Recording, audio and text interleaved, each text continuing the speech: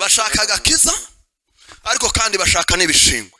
Mwambara agakiza nk'ingofero.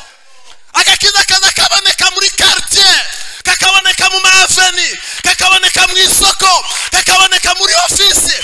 Uwambaye isapaka aboneka aho ari hose.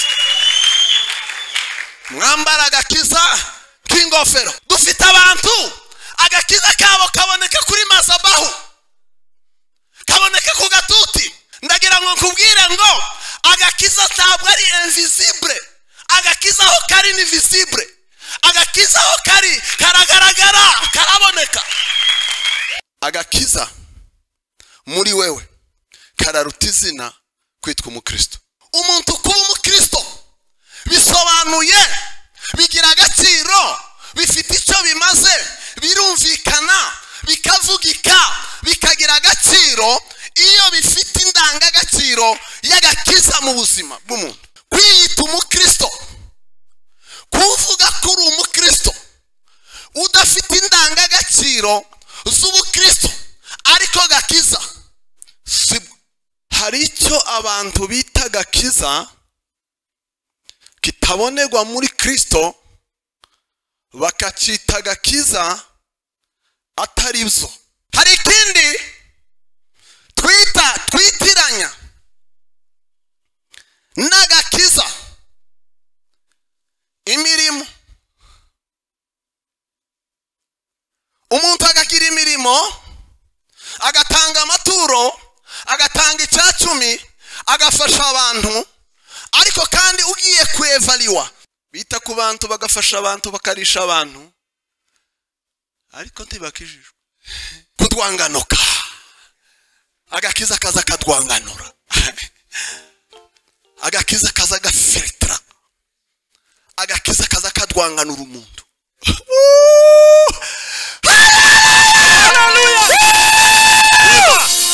Irukuri ruhande ngo dwanganuka kuga agakiza ka Yesu. Ufite abantu bafite ibirohwa, baratobwe, kubesha barabesha, baratobwe. Hakenewe agakiza nk'umuraba kamudwangana. Azabesha nk'abandi babesha kubera kuko aratobwe. Azasambana nk'abandi aratobwe. Azayiba nk'abandi bose aratobwe. Tazatanga icyacumi nk'abandi aratobwe. Aba bandi bazabiba hanze iwe kiba mu ikanisa, abantu bakiba abandi bantu iwe kiba Imana, aratobwe. Akenewe agakiza ngo adwangane.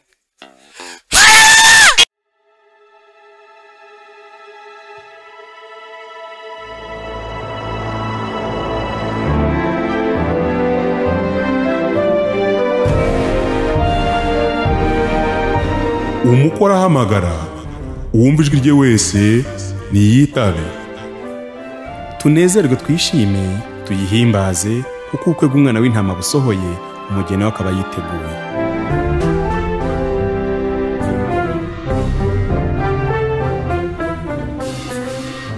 Turabasuje mu izina rya Yesu.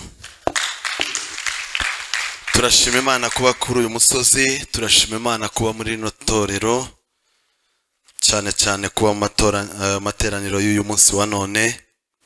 Imana yo mu ijuru ishimwe cyane, amen. Reka tuganire hejuru ijambo Imana yadushize ku mutima, tubashe kuvuga hejuru y'agakiza kabonerwa muri Kristo.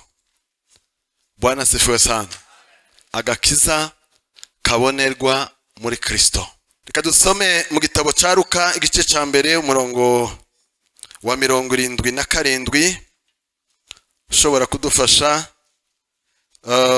abe tayari, undi cyangwa se natwe turaza gusoma mu zakozwe n'intumwa.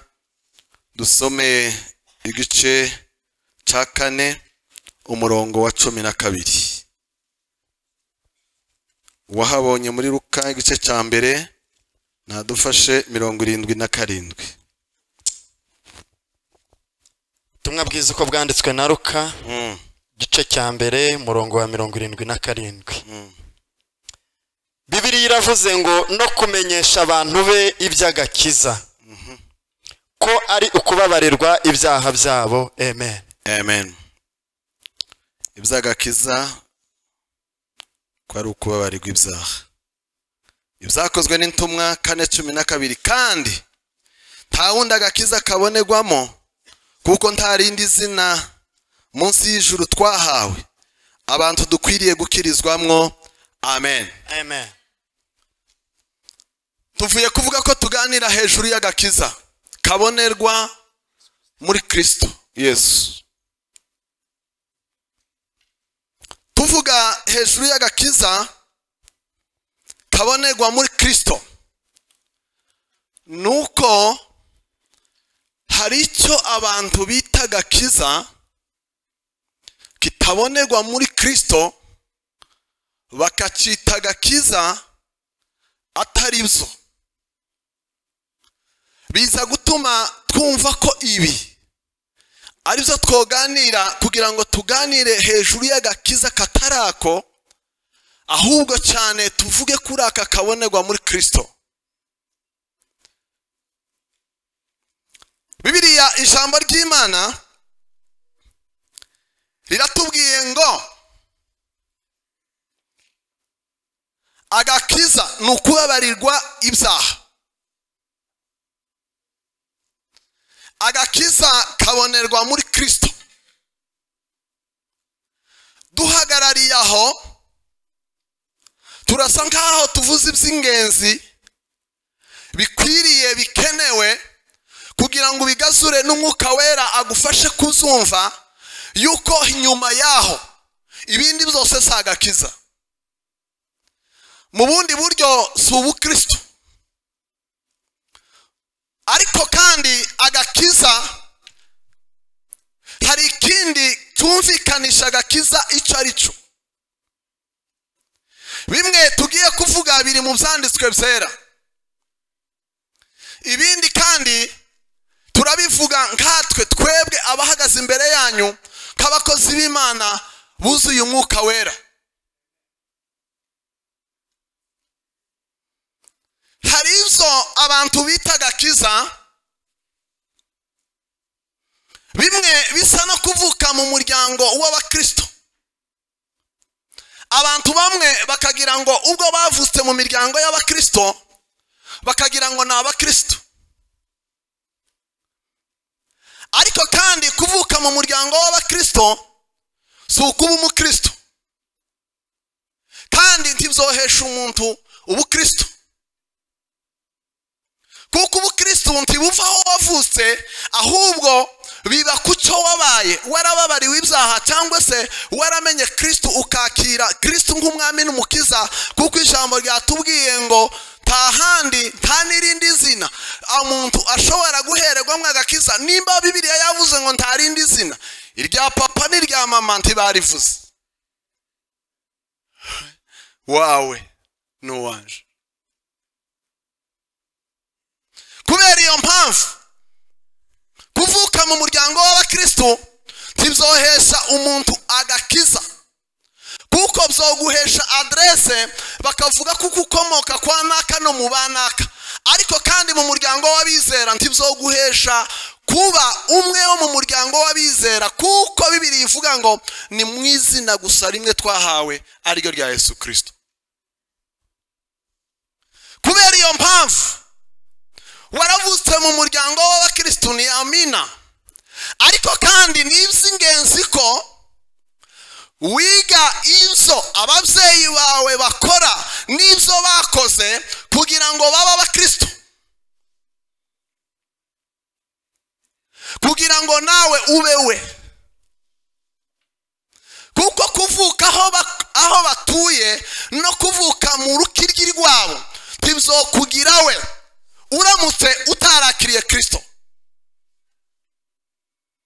Ijambo rigira kabiri, hari ikindi gitekerezwa abantu bagatekereza ngo niba duteranye nk'uku twateranye, abantu bakagira ngo ibi ngibi ndiko gakiza. Guterana nk'uku ntibisobanuye kuko umuntu afite agakiza, kuko Bibiliya iratubwira ngo mu gitabo cya Yubu ngo umunsi umwe ngo abana b'Imana barateranye, kandi ngo bamare guterana ngo na Satani araza mu materaniro. Bivuga ngo sababaye mu materaniro, iyo biza kuba gutera uwo munsi satani yari kuba afite agakiza.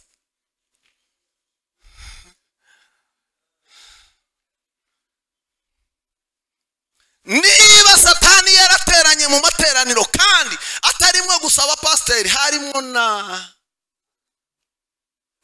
n'Imana. Kandi Bibiliya tubwira ngo mu materaniro satani aganira nawe, abanza hagarika ibindi mu materaniro, abanza kuganira na satani, arangiza satani ashingura akarenga asubira mu bikorwa. Ariko Bibiliya ikatubwira inshuro zirenga hafi zibiri yuko satani yabaye mu materaniro umunsi wa mbere ndetse n'uwundi munsi arongera araza araba materaniro. Niba twemera ko Bibiliya itubwira ukuri ko na satani yateranye mu materaniro Imana irimo, biravuga kuko bitweretse neza kuko n'abantu badakijijwe baba mu materaniro.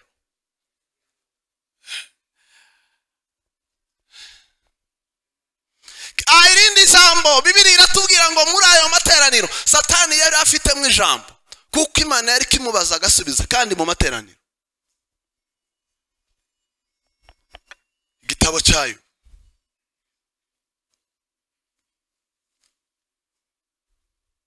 bivuga ngo guterana haimaanisha uko.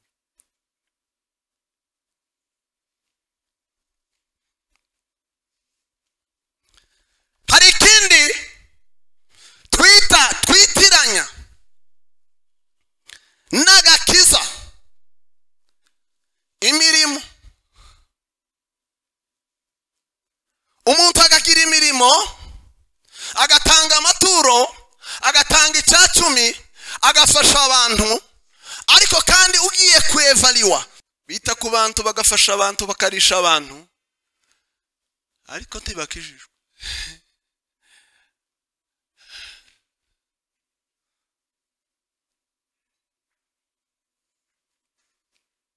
Yakobo ngo aje kwandika aravuga ngo Bwana asifiwe sana. Ariko reka tugaruke irindi jambo Bibiliya cyangwa se abantu babasha kwitiranya nukubaha amategeko 10. Rimwe na rimwe iyo abantu bubahiriza amategeko 10, rimwe na rimwe abantu bagira ngo bene abo bafite agakiza. Ariko ntitwirengagize ko umunsi umwe Yesu hari uwo baganiriye amubaza amategeko, ayamubwira ati nayo yose nayamenye kuva nkiri umwana. Yesu ngo amubwire ngo usigaje kimwe, ngo ahonga mu maso yerekera yaragenda. Bivuga ngo kumenya amategeko nabyo sagakiza.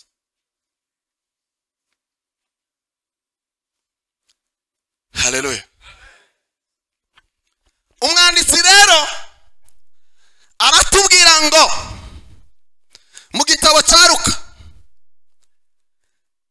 Yesu uyu Bibiliya ihayitubwira, Bibiliya iratubwira ngo azitwa umuhanuzi w'isumba byose, ariko ngo Imana yamusigiye amavuta ngo kubwiriza abantu iby'agakiza no kubabwira ibyo kubabarirwa ibyaha, kuko agakiza kabonwa mu bababariwe ibyaha. Ndetse Bibiliya yatubwiye mu byakozwe n'intumwa ngo nta rindi zina twahawe uretse izina rya Kristo, niryo tuboneramo agakiza. Bwana asifiwe sana. Ariko kandi iyo dusoma igitabo cya Luka igice cya 3 umurongo wa 6, Bibiliya iratubwira ngo harimo ubuhanuzi bwavuzwe na marayika w'Imana yuko abantu bose ngo bazahabwa agakiza cyangwa se bazabona agakiza k'Imana. Bitwereka neza agakiza wakibuza, ariko kuva kera mu byanditswe byera byahishuwe kuko abantu bose bazahabwa agakiza k'Imana. Tuvuge ngo amen. Mu yandi magambo, agakiza tuhaye tuganira, tuhaye tuvuga, Bibiliya iyo dusoma inzandiko bitubwira byinshi tugarukiyaho, ariko reka tuvuge amagambo makeya. agakiza ni indangagaciro z'ubukristo. Agakiza ni valeur, ni indangagaciro z'ubukristo turirimba, twifuza, dukenera, dushaka, dushakisha, duharanira.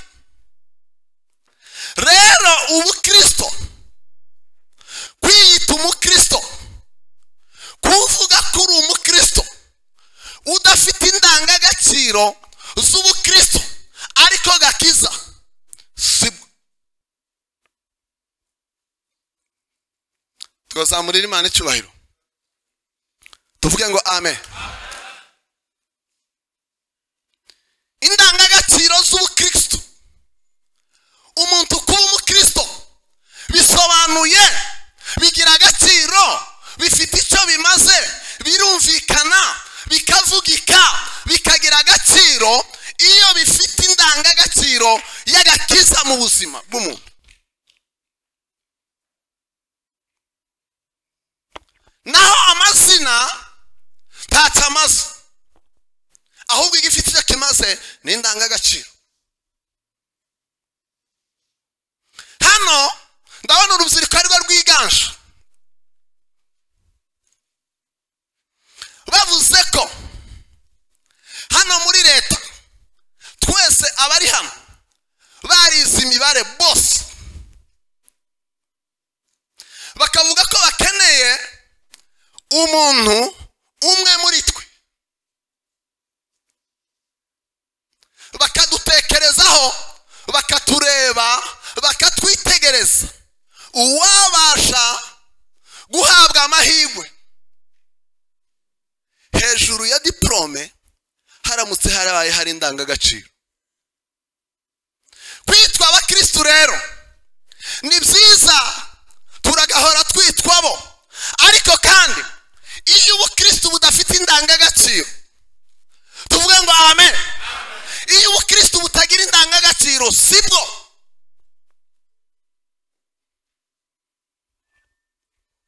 Tuvuge ngo amen.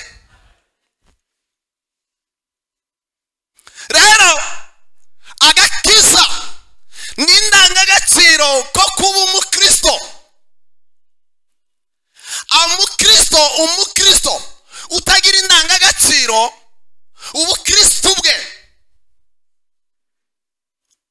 ubukristo bwiwe abantu babwibazaho. Rero agakiza muri wewe kararuta izina kwitwa umukristo. Tuvuge ngo amen. Ijambo ry'irindi, Bibiliya iratubwira mu Efeso ngo agakiza ni ingofero, kandi ingofero ni imwe mu myambaro umuntu yambara, ariko kandi bijanye n'ibindi n'akandi gaciro. Iyo umuntu yambitswe ingofero, ijambo rya mbere aba yahawe autorite. Pawulo rero arandika aravuga ngo mwambara agakiza kabe ingofero. Bibiliya rero ikatwereka ko agakiza kabaye umwambaro kandi ugereranywa n'ingofero. Hano hari abazambitswe, hano hari n'abandi babonye abazambitswe. Abantu bose bambitswe ingofero, signe d'honneur.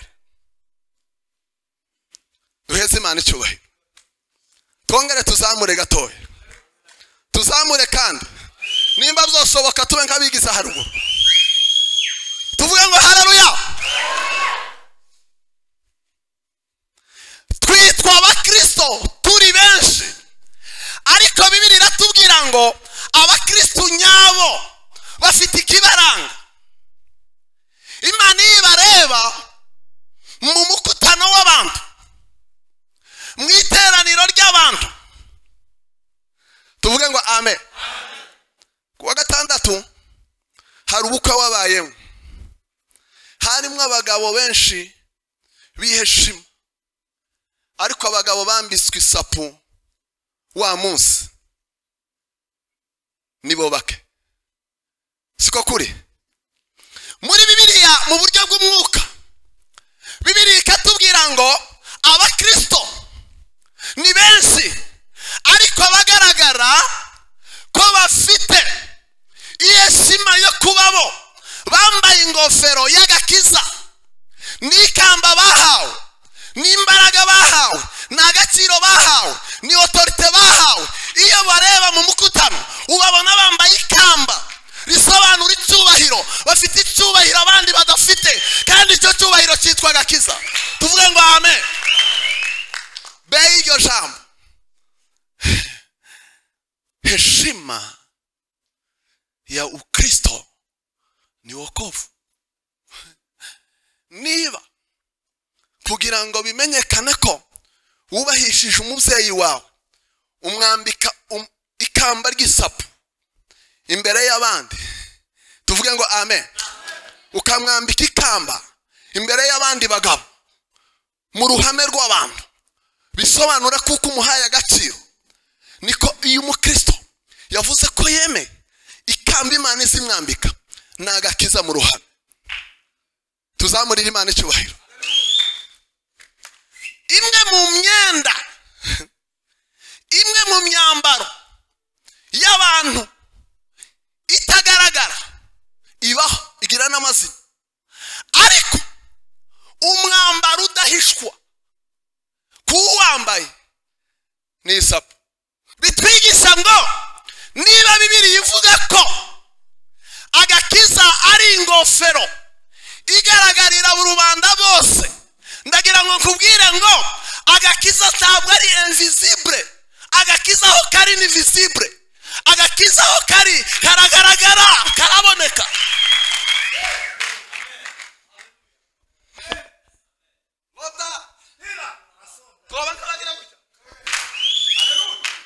Dufite abantu agakiza kabo kaboneka kuri masabahu, kaboneka ku gatuti, ariko wambaye isapu iri yepfo mu mubande muri quartier bazavuga ngo twahuye n'umugabo wambaye iki isapu. Agakiza ni visible. Mwambara agakiza nk'ingofero. Agakiza kaza kaboneka muri quartier, kakaboneka mu maveni, kakaboneka mu isoko, kakaboneka muri office. Wambaye isapu akaboneka aho ari hose. Mwambara agakiza nk'ingofero aho bose babona.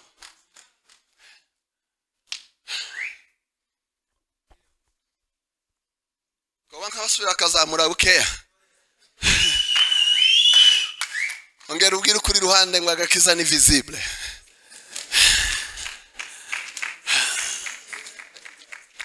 Haleluya.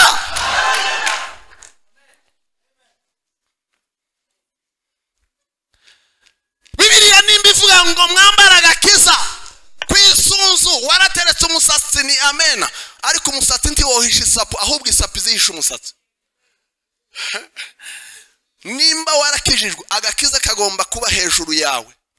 Mbere yuko babona umusatsi wawe bakabona agakiza, hejuru ya byose niko kaza kaboneka. Ariko dufite abandi hari iriya hirya n'ibindi biza biboneka. Agakiza ni valeur. Tuvuga ngo amen. Kosubira tukavuga ngo amen. Tane haleluya. Tane haleluya. Hallelujah. Tane haleluya. Hallelujah. Tane haleluya. Hallelujah. Tika. Yewe agakiza ni visible partout. Agakiza ni umwambaro. Vazi. Ni umwambaro.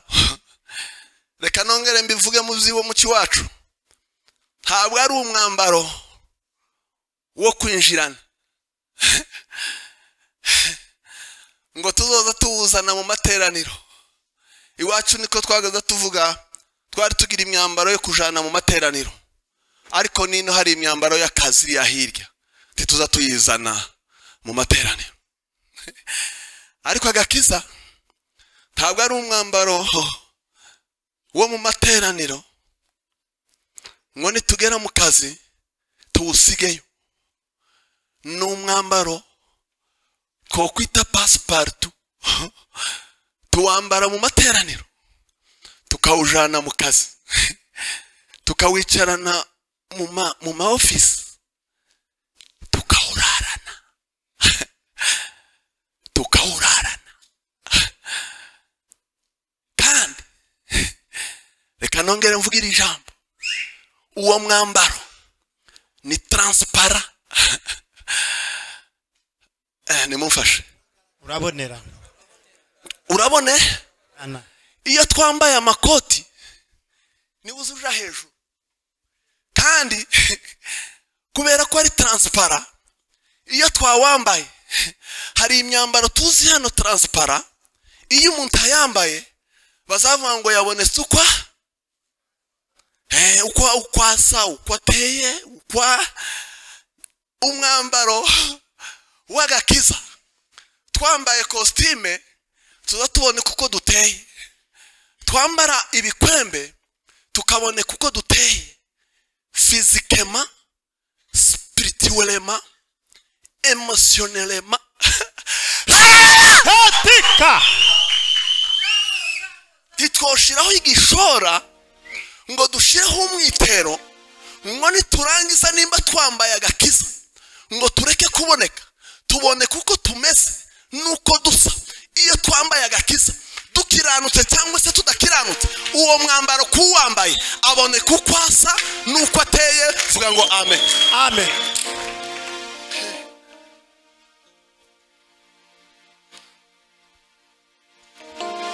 Tongere tuzamurire Imana icyubahiro, tuvuga ngo haleluya. Reka nje mu bagronome agakiza, ariko abagronome basiri tuvuge ngo amen. Agakiza na agashunguro, murakumvise? Tumuza agashunguruzo, nta bantu bahinzeho urutoki, nta kantu kaza kamera nk'umuhoro bagacomeka mu giti kirekire, urutoki rwamara kugira amakoma amwe menshi n'ayandi yumye bakagatyaza bakakazamura bagakuraho amashami amakoma yaba expire. Muri abyibutse mwe hano mukita gute? Uruhoruzo, ubuhabuzo, tugire gutya, tuvuge ngo haleluya haleluya. Agakiza ni uruhabu. Iyo muri wowe hari ibintu bishaje,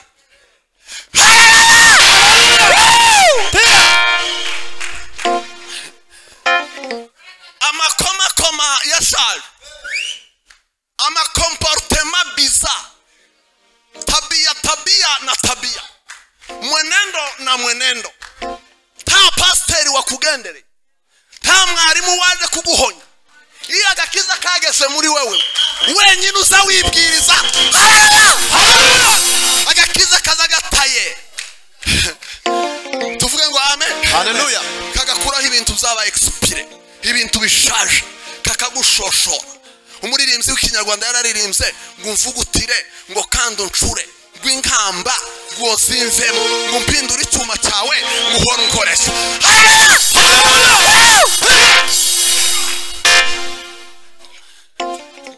Tuvuga ngo amen haleluya. Uzi impamvu keneye abantu bagukorera kirdame nuko ntagakiza, ariko umuntu ufite agakiza ntiyokenera bamugenderera asabura amaho. Iyo atarabona pasiteri asaba pasiteri we ko ndumva bitagenda, kubera kuko agahaburuzo ko karamuharambura.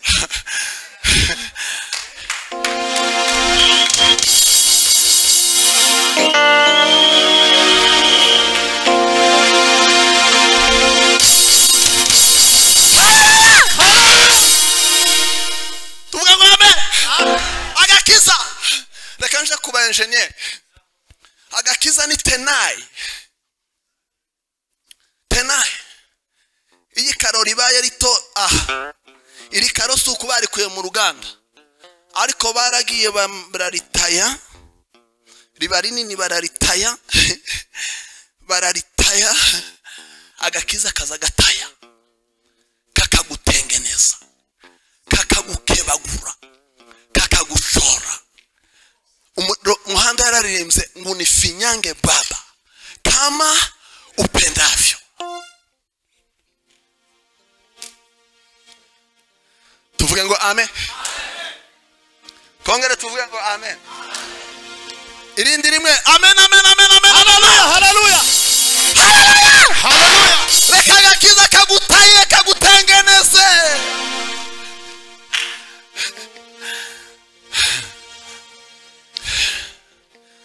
Dufite abantu bafite amakoma. Tibo yafunika batetse amateke. Ni ibintu byubye biraho. Mumpera baririmbye mikrofone tugiye kurangiza. Bwana sifiwe sana. Vuga kandi kantu kamwe cyangwa nkabubiri. Bwana sifiwe sana. Hallelujah. Muririmbyi yararirimbye. Haravangwa agakiza. Agakiza ka Kristo. Agakiza. Ngo ni nk'umuraba mu nyanja. Agakiza ni nk'umuraba mu nyanja. Umuraba mu nyanja uzukora ibintu byinshi ariko reka mvuge kimwe. Iyo ufashe ubwato ukabwuzuza umwanda ukagenda muri 100 metre ukamenamo mu gihe gito umuraba mu nyanja icukora uzuvuga ngo inyanja ntiyobamo umwanda. Umuraba pole pole. Umuraba ugasukuma gahoro gahoro. Umuraba ugasukuma. Umuraba ugasukuma. Umuraba ugasukuma. Wagera ku nkengero za lake ugasanga wa mwanda wose niho urunze. Haraba utaye ariko umuraba icyo wakoze wafashe umwanda wose ukura mu nyanja uti musozi. Iyo agakiza kageze mu muntu uyu muririmbyi araririmba aravuga ngo agakiza gakomoka muri Kristo iyo kageze mu muntu icyo gakora tuvuga ngo haleluya Hallelujah. icyo gakora mu muntu Bwana asifiwe sana. Hallelujah. Karamudwanganura. Nimuvuge ngo kudwanganuka. Kudwanganuka. Agakiza kaza kadwanganura. Agakiza kaza gafiltra. Agakiza kaza kadwanganura umuntu. Hallelujah. Irukuri ruhande ngo dwanganuka kuga agakiza ka Yesu. Yewe dwanganuka. Dwanganuka. Dufite abantu bafite ibirohwa. Baratobwe. Kubesha barabesha baratobwe. Hakenewe agakiza nk'umuraba kamudwangana. Azabesha nk'abandi babesha kubera kuko aratobwe. Azasambana nk'abandi aratobwe. Azayiba nk'abandi bose aratobwe. Tazatanga icyacumi nk'abandi aratobwe. Aba bandi bazabiba hansi iwe kiba mu ikanisa. Abantu bakiba abandi bantu iwe kiba Imana aratobwe. Akenewe agakiza ngo adwangane. Hallelujah. Abantu batobwe. Bwana sifiwe sana. Bashaka agakiza ariko kandi bashaka n'ibishingwe. Agakiza kaza gafiltra.